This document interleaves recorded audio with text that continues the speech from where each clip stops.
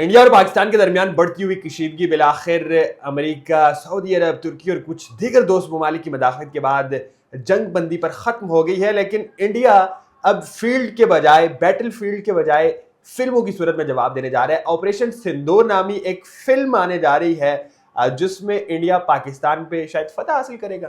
دیکھیے، اس حوالے سے ہم نے مختلف محاذوں پر دیکھا کہ ان کے حوالے سے انڈیا نے فلمیں بنائیں۔ اس مرتبہ ابھی آپریشن سندور سٹارٹ نہیں ہوا تو مختلف OTT پلیٹ فارمز اور مختلف کمپنیاں جو کہ فلم بناتی ہیں، ڈرامہ بناتی ہیں، انہوں نے وہاں پر آپریشن سندور کے ٹریڈ مارک کو خریدنے کے لیے اپلیکیشن دے دی۔ اس دوران ہوا کیا، ابھی تو آپریشن شروع ہوا تھا اپنا سبحان صاحب، آپریشن شروع ہوا، اس دوران انڈین میڈیا کہتا رہا کہ ہم جنگ جیت چکے۔ اس دوران ٹریڈ مارک کے لیے اپلیکیشن ایک ریلائنس کمپنی نے بھی دی۔ اب یہ ریلائنس کمپنی آپ جانتے ہیں کس کی ہے؟ مکیش امبانی کی ہے آئی گیس۔ اور مکیش امبانی انڈیا ہی نہیں دنیا میں دولت مند افراد ٹاپ 10 میں وہ گزشتہ چند سالوں میں رہے ہیں۔ انہوں نے OTT پلیٹ فارم کے حوالے سے دیگر ساتھیوں نے بھی اپلیکیشن دی تھی، انہوں نے بھی وہ اپلیکیشن فل کر دی، اور مکیش امبانی کی ریلائنس نے جب یہ اپلیکیشن دی اور اس دوران پاکستان نے رد عمل دیا، پاکستان کے طیارے انڈیا میں جس وقت داخل ہوئے تو وہاں بہت مشکلات تھیں۔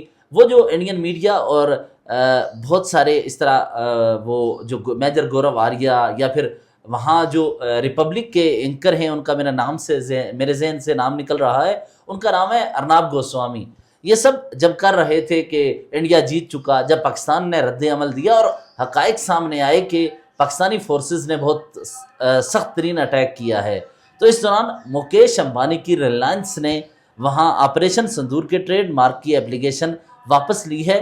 اب دیکھیں اس میں انہوں نے لکھا کیا ہے، وہ لکھتے ہیں کہ Reliance industries has officially withdraw its trade mark application from the term operation Sindoor which was the code name of India military strike in Pakistan. The company clarified that the application was mistakenly filled by junior employee without proper authority.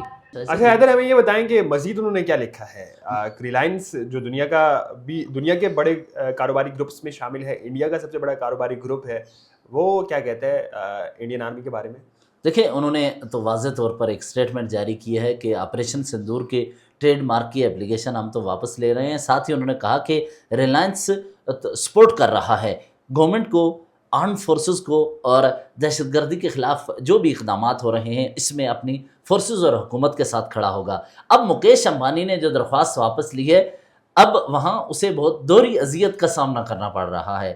انتہائی دلچسپ، جب انہوں نے درخواست دی تو انہوں نے فیصلہ کیا کہ اس کے ذریعے فلم بنائی جائے گی اور اسے اس سے پیسہ بنایا جائے گا۔ آپ نے فلم دیکھی ہوگی، ایک حیدر فلم ہے، اس کے علاوہ ایک اور بھی فلم ہے جس میں وہاں وہ ذکر کرتے ہیں کہ کشمیر اور جنگ وہ پیسہ کمانے کا ذریعہ ہے۔ یہ تو دیکھا ہے آپ نے، یہ دھندا ہے۔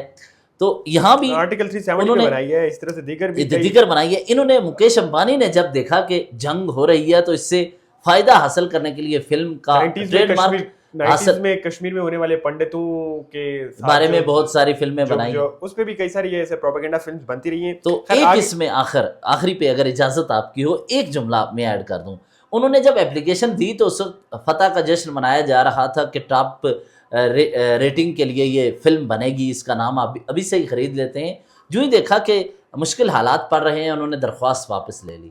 اب یعنی کہ جب مکیش انڈیا امبانی شکست کی جانے بڑھ رہا ہے، مشکل حالات سے مراد یہ کہ انڈیا کو منہ کی کھانی پڑ رہی ہے، نہ کہ صرف بیٹل فیلڈ پہ بلکہ انٹرنیشنلی جو خارجی سطح پر جس طرح کی سبقت اور جس طرح کی سفارتی محاذ میں ناکامی کا سامنا کرنا پڑ رہا ہے دیکھنے کو ملی ہے انڈیا کو، اس تمام تر صورتحال کے بعد انہوں نے یہ سمجھا کہ ہمیں یہ اپلیکیشن واپس لے رہے ہیں۔